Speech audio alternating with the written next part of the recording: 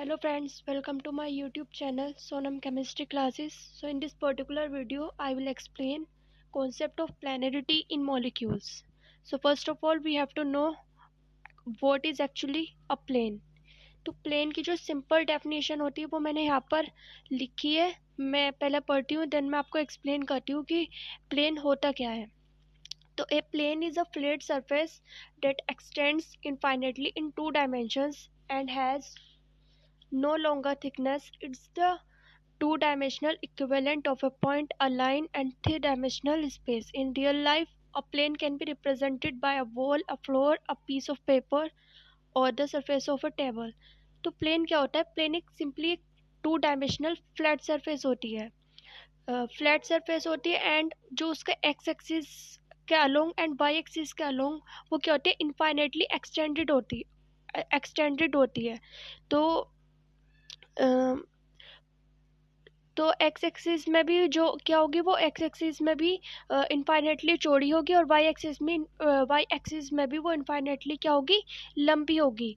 तो वो और हम क्या करते हैं, हमें कोई भी फॉर एग्जांपल हमें कोई भी पॉइंट है, कोई भी स्ट्रक्चर है या फिर कोई भी लाइन, कोई भी हमारी थ्री डायमेंशनल स्ट्रक्चर है, अगर हमें वो बताना है कि वो प्लेनर है या नहीं है तो हम क्या करते हैं कि इस फ्लैट सरफेस को that is two dimensional structure, इस सरफेस को हम उस पॉइंट के, उस लाइन के, उस थ्री डायमेंशनल स्ट्रक्चर के क्या मानते हैं? इक्विवेलेंट मानते हैं। और अगर वो स्ट्रक्चर और उस स्ट्रक्चर के जो सभी पॉइंट्स हैं वो इस प्लेन सरफेस से, इस प्लेन से टच कर रहे हैं तो हम मानते हैं कि वो मॉलिक्यूल, वो स्ट्रक्चर हमारी क्या है? प्लेनर है। अगर उस स्ट्रक्चर का एक भी पॉइंट अगर इस प्लेन सरफेस से, इस प्लेन से पास नहीं होता तो हम कंसिडर करते हैं कि वो स्ट्रक्चर, हमारी मॉलिक्यूल या ज्योमेट्री जो भी है वो क्या है? नॉन प्लेनर है। तो हम एग्जांपल से समझते हैं कि कौन सा हमारी स्ट्रक्चर प्लेनर होगी एंड कौन सी स्ट्रक्चर हमारी नॉन प्लेनर होगी। फॉर एग्जांपल अगर मेरे पास एक पॉइंट है, ये जो बटन है मैं इसे पॉइंट कंसिडर कर रही हूँ, और अगर मैं ये फ्लैट सरफेस है, इस फ्लैट सरफेस को इस पॉइंट के इक्विवेलेंट मान रही हूँ, तो ये अगर मैंने इससे टच किया, फॉर एग्जाम्पल मैंने इस वाले जो ये हमारा क्या है, ये पॉइंट है, ये हमारी क्या है, ये क्या है? टू डायमेंशनल फ्लैट सरफेस है। इसे हम क्या कर रहे हैं? प्लेन कंसिडर कर रहे हैं। अगर हम इसे मान ले कि इसकी जो एक्स एक्सिस है, लाइक ये वाली जो एक्सिस है एंड ये जो वाई एक्सिस है, ये क्या हो? इनफाइनेटली एक्सटेंडेड हो, तो हम क्या कंसिडर कर सकते हैं? इस पेपर को, इस पीस ऑफ पेपर को हम कंसिडर कर सकते हैं प्लेन। अब इस प्लेन को अगर मैं इस पॉइंट से पास करूं तो ये क्या होगा? ये पूरा का पूरा पॉइंट इस सरफेस से टच हो जाएगा। अगर ये पूरा का पूरा, ये पूरा पॉइंट हमारे सरफेस से टच हो रहा है तो हम इसे क्या कंसिडर करेंगे? पॉइंट को कंसिडर करेंगे कि वो प्लेनर है। ओके, अब हम कंसिडर करते हैं, अब हम बात करते हैं लाइन की। लाइन क्या होती है? टू पॉइंट से मिलकर बनी होती है। एक, अगर हम दो पॉइंट कहीं भी, हमारे दो पॉइंट कहीं भी स्पेस में प्रेजेंट हैं तो हम क्या करें? उन दोनों पॉइंट को अगर मिला दें तो हमारी क्या बन जाती है? लाइन बन जाती है। तो अगर ये फॉर एग्जांपल मैं इसे लाइन कंसिडर कर लेती हूँ पेंसिल को, तो अगर मैंने क्या करा, ये वाला, ये क्या है? हमारा प्लेन है। तो अगर मैंने इससे इसे टच किया तो क्या होगा? इसके दोनों पॉइंट्स जो हैं, ये दोनों पॉइंट्स क्या हो जाएंगे? इस फ्लैट सरफेस से टच हो जाएंगे। मैंने इसे क्या करा? इसे क्या करा? पेंसिल के इस प्लेन को मैंने इस पेंसिल के क्या मान लिया है? इक्विवेलेंट मान लिया है। तो अगर ये इक्विवेलेंट मैंने इसे मान लिया है तो अगर इसकी दोनों पॉइंट्स इस प्लेन से टच हो रहे हैं तो ये क्या है? हमारी प्लेनर स्ट्रक्चर है। यानी कि जो लाइन होगी हमारी वो भी क्या होती है? प्लेनर होती है। क्योंकि अगर मैं ये टू डायमेंशनल फ्लैट सरफेस इससे पास करूं तो इसके दोनों पॉइंट्स इस फ्लैट सरफेस से, डेट इज प्लेन, इससे टच हो जाएंगे।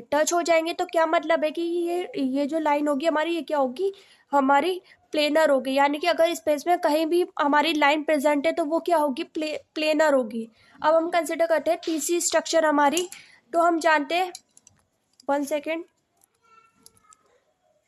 तीसरी स्ट्रक्चर हमारी ये है, स्ट्रक्चर है, ये क्या होती है? हमारी ट्राइगोनल स्ट्रक्चर होती है। जो हमारे, हम जानते हैं, जो हमारे ए थ्री और AB2 टाइप के मॉलिक्यूल्स होते हैं वो क्या करते हैं? जनरली ये स्ट्रक्चर बनाते हैं। ये वाला जो एंगल होता है वो क्या होता है? हमारा 120 डिग्री एंगल होता है। ये डायगोनल स्ट्रक्चर होगी। तो अगर इस फ्लैट सरफेस को डेट इज प्लेन, इसे मैं क्या करूँ, इस प्लेन को इस स्ट्रक्चर के इक्विवेलेंट मानूं और इसे मैंने इस तरीके से पास किया, तो क्या होगा, इसके तीनों ये जो बॉन्ड होंगे ये क्या होंगे, इससे टच हो जाएंगे। यानी कि इसके पॉइंट हमारे कौन कौन से होंगे, एक ये, एक ये, एक ये और एक ये सेंट्रल एटम वाला 4 पॉइंट्स होंगे। ये 4 पॉइंट्स इससे इस फ्लैट सरफेस से टच होने चाहिए। कोई भी स्ट्रक्चर की कोई भी हमारी स्ट्रक्चर है, अगर उसके सभी पॉइंट्स इस 2 डायमेंशनल फ्लैट सरफेस से क्या हो रहा है, टच हो रहे हैं, तो हम क्या कहेंगे, उस स्ट्रक्चर को प्लेनर कहेंगे। तो इसके अगर मैं इसे इक्विवेलेंट मान रही हूँ, इस स्ट्रक्चर का, इस प्लेन को मैं इक्विवेलेंट मान रही हूँ इस डायगोनल स्ट्रक्चर का, तो क्या होगा, इसके तीनों पॉइंट्स क्या हो जाएंगे, इससे टच हो जाएंगे। लाइक दिस मैंने इसे प्लेन को पास किया, तो ये क्या होगा, इसके जो तीनों पॉइंट्स होंगे हमारे, ये क्या होंगे, इस फ्लैट सरफेस से टच हो जाएंगे। 4 पॉइंट्स, सॉरी। तो 4 पॉइंट्स अगर ये टच हो रहे, डेट मीन्स कि ये क्या है, हमारी प्लेनर स्ट्रक्चर है। तो यानी कि अगर हमारी जो A3 और AB2 टाइप के जो मॉलिक्यूल्स होते हैं जिनमें ट्रायगोनल स्ट्रक्चर हमारी बनती है, अगर उसमें लोन पेयर हमारा प्रेजेंट नहीं होता है, तो वो क्या होंगे, वो सारी स्ट्रक्चर्स हमारी क्या होंगी, प्लेनर होगी। एंड अगर हमारी कोई भी मॉलिक्यूल हमारा क्या है, लीनियर है, जैसे मैंने बताया था लाइन भी क्या होगी, प्लेनर होगी। तो लीनियर है, और अगर उसके पास क्या नहीं है, हमारे उसके पास लोन पेयर प्रेजेंट ना हो, तो वो क्या होगी, वो भी क्या होगी, हमारी प्लेनर स्ट्रक्चर होगी। ओके, अब हम बात करते हैं नेक्स्ट स्ट्रक्चर की। वो क्या होती है, हमारी टेट्राहेड्रल स्ट्रक्चर होती है, जो अमोनिया में प्रेजेंट होती है। वो क्या होती है, हमारी टेट्राहेड्रल स्ट्रक्चर होती है। तो वो क्या होगी, इस तरीके की होगी।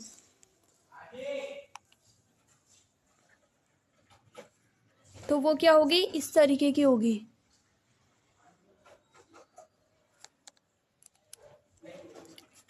Like this. ये देखिए, ये इस तरीके की स्ट्रक्चर होती है। ये क्या होता है, 109 डिग्री एंगल होता है। ये देखिए, ये जो एंगल होगा ये क्या होगा, 109 डिग्री 28 मिनट होता है। ये एंगल जितना भी होता है, इन चारों जो ये हमारी बॉन्ड्स होते हैं, ये लोन पेयर होता है। इसमें क्या होता है, ये मैं अमोनिया की स्ट्रक्चर बता रही हूँ। इसमें जो एंगल होगा ये क्या होता है, हमारा 109 डिग्री 28 मिनट होता है। हम जानते हैं टेट्राहेड्रल स्ट्रक्चर में ये एंगल होता है। तो अगर मैं इस टेट्राहेड्रल स्ट्रक्चर को इस फ्लैट सरफेस के इक्विवेलेंट मानूं, तो ये क्या होगा, अगर मैं इस प्लेन को इस वाली स्ट्रक्चर से पास करूँ, ये क्या है, हमारी टेट्राहेड्रल स्ट्रक्चर है। अमोनिया की स्ट्रक्चर जो होती है हम जानते हैं टेट्राहेड्रल होती है। तो जितनी भी फॉर एग्जांपल कि हम इसे कंसिडर कर लेते हैं, इसे सिंपली हम कंसिडर कर लेते हैं टेट्राहेड्रल स्ट्रक्चर। अमोनिया की नहीं, सिंपली टेट्राहेड्रल स्ट्रक्चर हमने ली है। तो अगर मैं इसमें इस फ्लैट सरफेस को इस स्ट्रक्चर का इक्विवेलेंट मानूं और इसे पास करूं, तो क्या होगा, अगर मैंने इस तरीके से पास किया, ये वाले जो हमारे बॉन्ड्स हैं, ये जो 3 बॉन्ड्स है और ऊपर एक वाला बॉन्ड है, अगर मैंने इस तरीके से पास किया, तो नीचे वाले बॉन्ड्स तो हमारे टच हो जाएंगे, लेकिन ये जो ऊपर वाला लोन पेयर है, सॉरी, ऊपर वाला जो बॉन्ड है वो क्या होगा, इस फ्लैट सरफेस से टच नहीं होगा, इस प्लेन से टच नहीं होगा।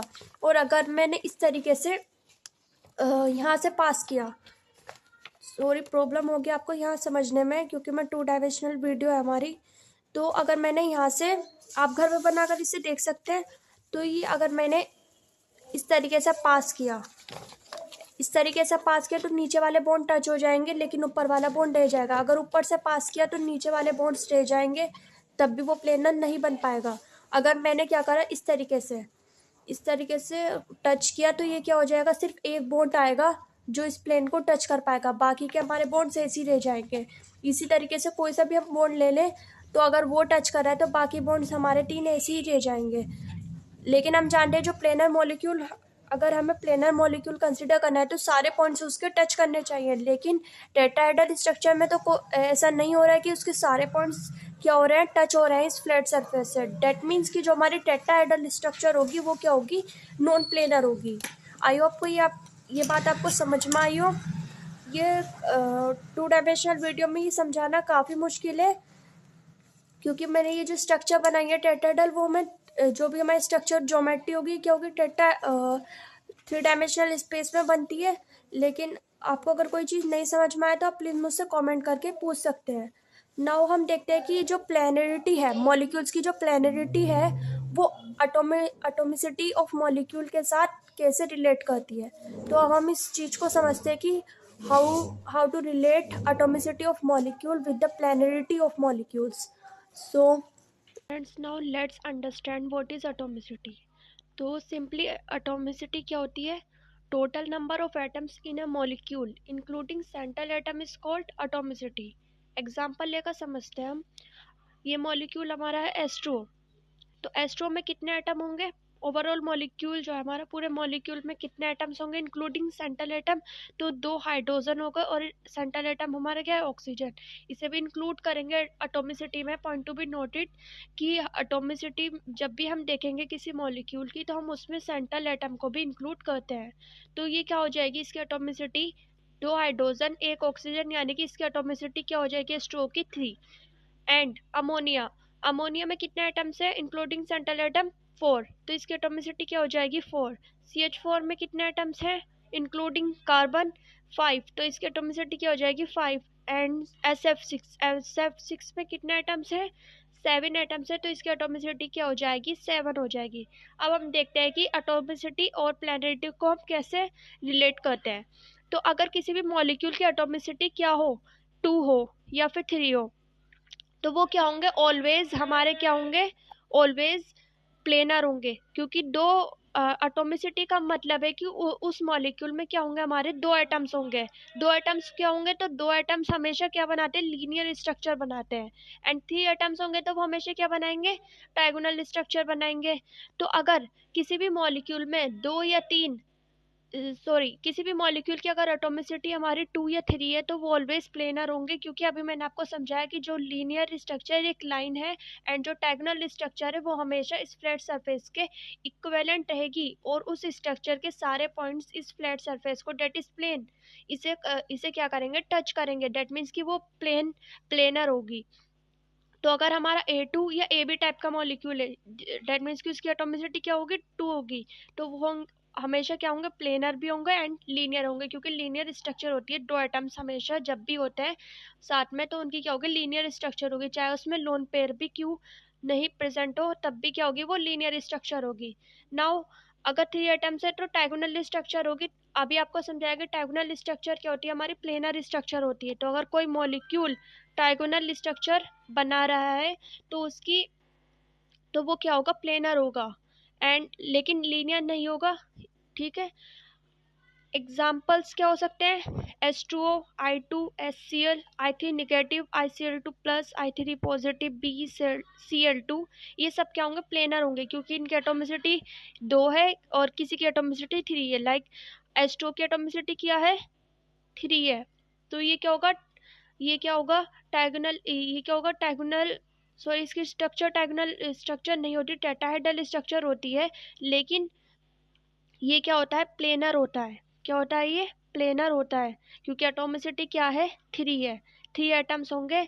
क्योंकि हम जानते हैं कि जो हम जब भी प्लेनरिटी देखेंगे, तो प्लेनरिटी में हम क्या करेंगे? शेप के इक्विवेलेंट मानेंगे, ना कि ज्योमेट्री के, क्योंकि ज्योमेट्री में क्या आ जाएगा? लोन पेयर भी इंक्लूड होगा। लेकिन हम क्या करेंगे? जब भी हमें प्लेनरिटी देखनी होगी किसी मॉलिक्यूल की, तो हम उस मॉलिक्यूल की शेप के इक्विवेलेंट मानेंगे प्लेन को। क्या करेंगे हम? प्लेन, जो हमारा प्लेन है, फ्लैट सरफेस है, 2 डायमेंशनल, उसे हम अगर इक्विवेलेंट माना है, तो हम क्या करेंगे? किसके इक्विवेलेंट मानेंगे? उस मॉलिक्यूल की शेप के इक्विवेलेंट मानेंगे। तो H2O में देखें तो इसकी एटोमिसिटी 3 होगी। एंड इसमें हम जानते हैं क्या होता है? इसमें 2 लोन पेयर भी प्रेजेंट होते हैं। वैसे क्या होती है? टेट्राहेड्रल स्ट्रक्चर होती है, लेकिन वो क्या होती है? ज्योमेट्री होती है उसकी। हम बात कर रहे हैं शेप की। तो ये क्या होगी? हम इसमें 3 एटम्स होने की वजह से ये क्या होगी? इसकी एटोमिसिटी 3 होगी। I2 क्या होगा? हमारा I2 में 2 एटम्स होंगे, तो ये क्या होगा? लीनियर स्ट्रक्चर होगी, तो इसकी एटोमिसिटी क्या होगी? 2 होगी। इसी तरीके से इन सब की स्ट्रक्चर क्या होगी? या तो इनमें एटम्स 2 होंगे या फिर 3 होंगे, तो इसकी ये क्या होंगे? सभी प्लेनर होंगे। अब बात करते हैं अगर एटोमिसिटी 3 से ज़्यादा हो, एटोमिसिटी किसी मॉलिक्यूल की 3 से ज़्यादा हो, तब हम क्या करते हैं? तो इसके लिए हम क्या करते हैं? यहाँ पे एक टिक लगाते हैं। ट्रिक क्या है हमारी? हम क्या करेंगे? एटोमिसिटी और स्टेरिक नंबर को रिलेट करेंगे, देन हम निकालेंगे मॉलिक्यूल की प्लेनरिटी। तो अगर स्टेरिक नंबर एटॉमिसिटी के बराबर है। स्टेरिक नंबर क्या होता है? स्टेरिक नंबर हम हाइब्रिडाइजेशन निकालने के लिए यूज़ करते हैं, ज्योमेट्री निकालने के लिए यूज़ करते हैं। जो हम हाइब्रिडाइजेशन में पढ़ते हैं वही क्या है, वही वाला स्टेरिक नंबर है ये। क्या फॉर्मूला होता है इसका? इसका फॉर्मूला होता है हमारा half number of valence electron on central atom plus number of monovalent atoms that is side atoms plus cationic charge plus anionic charge and minus cationic charge. ये होता है इसका फॉर्मूला। उससे हम किसी भी मॉलिक्यूल का स्टेरिक नंबर निकाल सकते हैं। तो अगर किसी भी मॉलिक्यूल का स्टेरिक नंबर उसकी एटॉमिसिटी के बराबर है तो 100% वो मॉलिक्यूल क्या होगा? नॉन प्लेनर होगा। एग्जाम्पल के लिए अमोनिया की एटॉमिसिटी क्या होती है? 4 होती है, क्योंकि 4 एटम से स्टेरिक नंबर अगर हम इसका कैलकुलेट करें तो क्या आ जाएगा? देखिए स्टेरिक नंबर कैसे निकालेंगे हम इसका अमोनिया का। सिंपली हम क्या करेंगे, half number of valence electron on central atom plus हम क्या करेंगे, number of monovalent atom. Monovalent atom कौन से लेंगे? जो साइड एटम्स होंगे। नंबर ऑफ मोनोवैलेंट एटम्स जिसकी वैलेंसी क्या होगी हमारी? 1 होगी। प्लस हम क्या करेंगे, एनाइनिक चार्ज। कितना एनाइनिक चार्ज है? नंबर लेंगे कितना एनाइनिक चार्ज है, माइनस कैटाइनिक चार्ज। मॉलिक्यूल पर अगर कैटाइनिक चार्ज है जितना भी है हम उसे क्या कर देंगे, आप माइनस कर देंगे। तो इसमें देखते हैं number of valence electron on central atom. Ammonia में सेंट्रल एटम क्या है? नाइट्रोजन है। नाइट्रोजन में कितने वैलेंस इलेक्ट्रॉन होते हैं हमारे? 5 इलेक्ट्रॉन होते हैं। तो 5 प्लस मोनोवैलेंट एटम कितने हैं? 3 है, क्योंकि हाइड्रोजन हम जानते हैं क्या होता है? मोनोवैलेंट होता है। तो ये हो जाएगा 3। कैटाइनिक चार्ज नहीं है अमोनिया पे, ना ही एनाइनिक चार्ज है, तो ये हो जाएगा हमारा 8/2 यानी कि 4। स्टेरिक नंबर क्या आ गया? 4। इसकी एटॉमिसिटी क्या होगी? 4। 3 + 1 4। तो अगर स्टेरिक नंबर किसी मॉलिक्यूल का स्टेरिक नंबर एटॉमिसिटी के बराबर है तो वो क्या होगा? सारे मॉलिक्यूल्स वो क्या होंगे? 100% प्लेनर होंगे। अब देखते हैं कि अगर स्टेरिक नंबर एटॉमिसिटी से ज़्यादा है, मोर स्पेसिफिकली अगर स्टेरिक नंबर एटॉमिसिटी +1 है तो मॉलिक्यूल क्या होगा? Must be planar. ये क्या होगा? ये वाली जो स्टेरिक नंबर अगर एटॉमिसिटी के बराबर है तो मॉलिक्यूल क्या होगा? नॉन प्लेनर होगा। डेफिनेटली नॉन प्लेनर होगा। हम जानते भी कि जो अमोनिया की स्ट्रक्चर क्या होती है? पिरामिडल स्ट्रक्चर होती है, पिरामिडल शेप होती है। तो अगर हम प्लेन पास करें तो हमेशा 2 बॉन्ड्स हमारे रह जाएंगे इस प्लेन से पास होने से। हम जानते हैं अगर हमें बताना है कि हमारी स्ट्रक्चर प्लेनर है तो उसके सारे पॉइंट्स इससे फ्लैट सरफेस से प्लेन से पास करने चाहिए। उसमें नहीं होगा क्योंकि पिरामिडल स्ट्रक्चर है। तो हम जानते हैं कि अमोनिया क्या होगा? एक नॉन प्लेनर मॉलिक्यूल होगा। NF3 भी क्या है? इसी का एग्जाम्पल है। अब बात करते हैं कि अगर स्टेरिक नंबर एटॉमिसिटी से ज़्यादा यानी कि स्टेरिक नंबर एटॉमिसिटी +1 है, मोर स्पेसिफिकली स्टेरिक नंबर क्या है? एटॉमिसिटी +1 है, तो मॉलिक्यूल क्या होगा? Must be planar. एग्जाम्पल, अगर मॉलिक्यूल हमारा ClF3 है, इसकी एटॉमिसिटी क्या होती है? 4 होती है। स्टेरिक नंबर यहाँ पे मैंने कैलकुलेट करके लिखा है, इसी तरीके से कैलकुलेट कर सकते हैं। तो इसका स्टेरिक नंबर क्या आ जाएगा? 5। तो इसका एटॉमिसिटी क्या है? स्टेरिक नंबर से +1 है। इसकी एटॉमिसिटी क्या है? स्टेरिक नंबर से +1 है। स्टेरिक नंबर क्या हो जाएगा इसका? ClF3 का स्टेरिक नंबर इसका क्या है हमारा? 5 है। 5 है स्टेरिक नंबर और इसका एटॉमिसिटी क्या है? 4 है। तो 4 में अगर +1 करेंगे तो क्या आ जाएगा? 5। ये हमारा स्टेरिक नंबर, ये क्या है? इसकी एटॉमिसिटी। और +1 करके हम स्टेरिक नंबर के बराबर कर सकते हैं एटॉमिसिटी को। तो ये जितने भी इस तरह के जो हमारे मॉलिक्यूल्स होंगे वो हमेशा क्या होंगे? प्लेनर होंगे। वो भी 100% क्या होंगे? हमारे प्लेनर होंगे। जीनोन F4 जो होता है हमारा, ये भी क्या होगा? इसकी एटॉमिसिटी क्या होगी? 5 होगी। इसका स्टेरिक नंबर क्या होगा? 6 होगा, यानी कि प्लस इसकी एटॉमिसिटी +1 होगी स्टेरिक नंबर के। एंड जीनोन F5 नेगेटिव, इसकी एटॉमिसिटी क्या होगी? 6 होगी। इसका स्टेरिक नंबर होगा 7। तो इसकी एटॉमिसिटी +1 है स्टेरिक नंबर के। तो डेफिनेटली ये क्या होगा? हमारे प्लेनर मॉलिक्यूल्स होंगे। हम जानते भी ये जो ClF3 होता है वो क्या होता है? T शेप स्ट्रक्चर होती है। टी शेप स्ट्रक्चर होगी तो क्या होगा, प्लेनर होगा, क्योंकि इस फ्लैट सरफेस के टी, अगर हम टी यहाँ पे बनाए तो इस फ्लैट सरफेस, जो फ्लैट सरफेस है प्लेन है, वो प्लेन क्या करेगा, इस टी शेप स्ट्रक्चर को पूरी तरीके से पास कर जाएगा। तो पास कर जाएगा तो क्या हो जाएगा, प्लेनर हो जाएगा। ज़ीनोन F4 क्या होता है, स्क्वायर प्लेनर होती है। स्क्वायर प्लेनर स्ट्रक्चर भी क्या होगी, हमारी प्लेनर ही होगी। पेंटागोनल प्लेनर भी क्या होगी, प्लेनर होगी। अब बात करते हैं अगर एटॉमिसिटी स्टेरिक नंबर से ज़्यादा है तब हम क्या करेंगे। तो अगर हमारी एटॉमिसिटी, 1 सेकेंड, अगर हमारी एटॉमिसिटी स्टेरिक नंबर से ज़्यादा है तो क्या हो सकता है, मॉलिक्यूल प्लेनर भी हो सकता है, मॉलिक्यूल नॉन प्लेनर भी हो सकता है। अब कैसे देखेंगे कि मॉलिक्यूल प्लेनर है या नहीं है। तो अगर हमारा स्टेरिक नंबर 3 है, एटॉमिसिटी चाहे कुछ भी हो, स्टेरिक नंबर 3 है, तो मॉलिक्यूल क्या होगा, 3 तक है, अप टू 3 तक है, यानी कि 2। स्टेरिक नंबर क्या हो सकता है, 1 तो होगा नहीं, स्टेरिक नंबर 2 हो सकता है या तो 3 हो सकता है। तो अगर स्टेरिक नंबर 3, 2 या 3 है, एटॉमिसिटी चाहे कुछ भी हो, तो मॉलिक्यूल क्या होगा, ऑलवेज प्लेनर होगा। अगर एटॉमिसिटी ज़्यादा है 3 से, एटॉमिसिटी क्या है, ज़्यादा है, सॉरी, स्टेरिक नंबर ज़्यादा है, 4 है या तो 4 से ज़्यादा है, तो मॉलिक्यूल का होगा, क्या होगा, 100% नॉन प्लेनर होगा। अब कंक्लूजन देख लेते हैं हमने क्या क्या समझा। सबसे पहले मैंने आपको समझाया कि प्लेन क्या होता है। मैंने आपको बताया कि फिर आपको बताया कि जो पॉइंट है, लाइन है, डायगोनल स्ट्रक्चर्स हैं, वो क्या होंगी, ऑलवेज प्लेनर होंगी। देन मैंने आपको बताया कि जो टेट्राहेड्रल स्ट्रक्चर बताई वो क्या होगी, नॉन प्लेनर होगी, क्योंकि उससे प्लेन पास नहीं हो पाएगा, सारे पॉइंट्स नहीं टच हो पाएंगे उस प्लेन से। देन मैंने आपको बताया कि how to relate atomicity and planarity. फिर हमने देखा कि 2 या 3 एटॉमिसिटी होगी तो ऑलवेज प्लेनर होगा, मॉलिक्यूल के एटॉमिसिटी 2 या 3 है तो ऑलवेज प्लेनर होगा। लेकिन अगर एटॉमिसिटी 3 से ज़्यादा है तब हमने देखा कि अगर स्टेरिक नंबर एटॉमिसिटी के इक्वल है, स्टेरिक नंबर एटॉमिसिटी के इक्वल है, तो ऑलवेज क्या होगा, वो नॉन प्लेनर होगा। और अगर एटॉमिसिटी और अगर स्टेरिक नंबर एटॉमिसिटी +1 है, यानी कि स्टेरिक नंबर एटॉमिसिटी से ज़्यादा है, तो वो क्या होगा, ऑलवेज प्लेनर होगा। तो यहाँ से हम कंक्लूजन देखते हैं। अभी ये हमारा क्या है, इतना कंक्लूजन है, क्या है, अगर एटॉमिसिटी स्टेरिक नंबर के बराबर होगी तो always non planar. Steric number atomicity से ज़्यादा, यानी कि स्टेरिक नंबर क्या है, एटॉमिसिटी +1 है, तो ऑलवेज प्लेनर।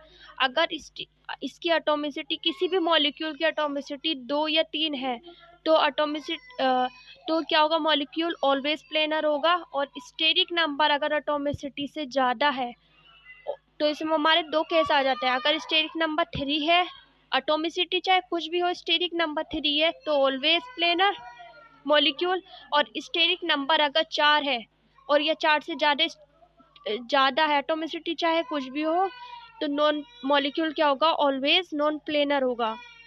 सो इसी तरीके से हम क्या कर सकते हैं, इनकी निकाल सकते हैं। ये मैंने एग्जांपल्स लिखे हैं। SF3 नेगेटिव एटॉमिसिटी क्या होगी, 4 होगी, स्टेरिक नंबर क्या होगा, 5 होगा। तो एटॉमिसिटी क्या है, स्टेरिक नंबर +1 है। मैंने आपको बताया जब भी हमारी एटॉमिसिटी +1 होगी स्टेरिक नंबर के, यानी कि ये स्टेरिक नंबर एटॉमिसिटी से +1 होगा, एक नंबर ज़्यादा होगा, तो क्या होगा, ऑलवेज प्लेनर होगा।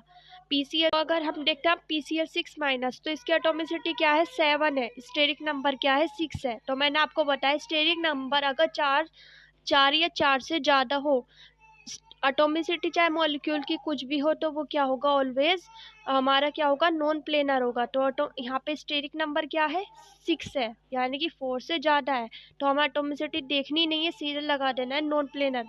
इसी तरीके से ये सारे मैंने यहाँ पर सॉल्व किए हुए हैं। अगर आप भी इन्हें ट्राई कीजिए, और अगर आपको कुछ भी समझ में नहीं आता, मुझे कमेंट्स में लिखकर ज़रूर पूछिए। सो आज के लिए बस इतना ही। Thanks for watching this video and have a nice day.